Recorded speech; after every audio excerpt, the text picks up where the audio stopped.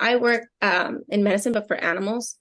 And so I think that I've heard about the curriculum that doctors have and gynecologists have. And if it's not taught, then it's very hard for a doctor to be willing after spending so much hours at the hospital. Like I work sometimes like 12-hour shifts, 14-hour shifts, something. If somebody tells me, learn about this new condition, I'm like, give me a second because I'm tired.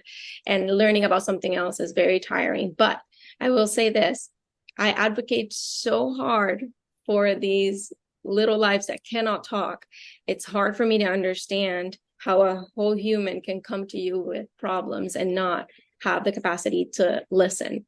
So I think if there's in my career, if we can extend that kind of understanding, doctors should be able to have that that ability as well, because that is your job. And to go along with Grace, I think if education's not there, if the time limit is short and insurance policies are not kept up to par for us to have more than 10-minute appointment or 15-minute appointments, so the insurance policies are taking care of all of that, then it's impossible. It's impossible to know a human, the whole world that a human is, especially with vaginal problems, because as women is such a dismissal culture. Like, oh, we have a problem. Oh, it's sexual, dismiss.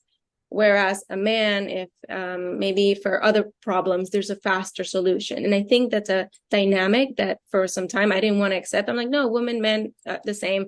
But no, there is a thing about women having problems, and it's easily like just pushed to the side because it could be emotional. It could be something that it might not be real. You're just stressed.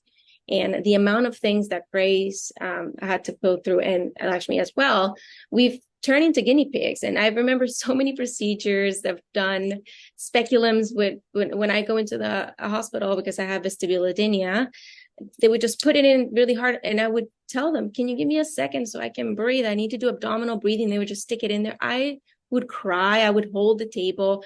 I would like have a panic attack.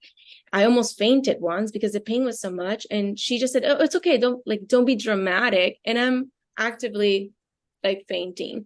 And it's hard. I remember walking to the car. I kept crying because I couldn't even sit in my car to drive. So I kind of like had to like drive on the side. And I just kept crying. I was like, this cannot be my life.